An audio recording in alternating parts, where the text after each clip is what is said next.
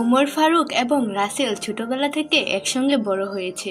তারা একই স্কুলে পড়তো, একসঙ্গে খেলাধুলা করতো এবং সবসময় একে অপরের পাশে থাকতো। আচ্ছা, তাদের বন্ধুত্বের মধ্যে কি এমন হয়েছিল? উমর ছিল একটু বেশি মেধাবী এবং দয়ালু স্বভাবের। তাই রাসেল যখনই কোনো সমস্যায় পড়তো, ওমর তাকে সাহায্য করত। একদিন স্কুলে গণিতের পরীক্ষা ছিল। রাসেল গণিতের প্রশ্নগুলো ভালোভাবে বুঝতে পারছিল না। পরীক্ষার আগে রাতে সে ওমরের বাসায় গেল এবং বলল, দোস্ত, আমার মনে হয় আমি এই পরীক্ষায় ফেল করব। তুই যদি একটু সাহায্য করতি। ওমর হেসে বলল, এত চিন্তা করিস না, আমি তো আছি। চল, আজ রাতেই সব বুঝিয়ে দেই।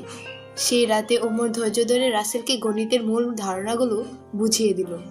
পরদিন পরীক্ষায় রাসেল আগের চেয়ে ভালো করলো। সে খুব খুশি হলো এবং ওমরকে ধন্যবাদ জানালো।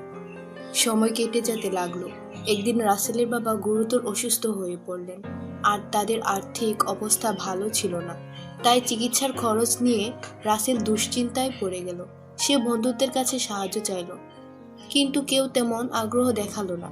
কিন্তু ওমর চুপচাপ বসে থাকলো না। সে নিজের জমানো টাকা বের করলো এবং কিছু আত্মীয়দের কাছ থেকেও সাহায্য চাইলো। অবশেষে সে রাসেলকে চিকিৎসার জন্য প্রয়োজনীয় টাকা এনে দিল। রাসেল বিষয়ে ওমরের দিকে তাকিয়ে থাকলো। তুই কিভাবে এত টাকা জোগাড় করলি? ওমর মৃদু হেসে বলল, বন্ধুত্ব শুধু ভালো সময় একসঙ্গে থাকা নয়, কঠিন সময়ে পাশে থাকা দরকার। রাসেলের বাবা সুস্থ হয়ে উঠলেন, আর রাসেল বুঝতে পারল সত্যিকারের বন্ধুত্ব কি। সেই দিন থেকে সে ঠিক করলো, কোনো দিন যদি উমর কোনো বিপদে পড়ে, তাহলে সে নিজের সর্বোচ্চ চেষ্টা করে তার পাশে থাকবে। এইভাবেই তাদের বন্ধুত্ব আর শক্তিশালী হয়ে উঠল, কারণ সত্যিকারের বন্ধুত্ব কখনো স্বার্থের উপর ভিত্তি করে না, বরং একে অপরের পাশে থাকার মধ্যে গড়ে ওঠে।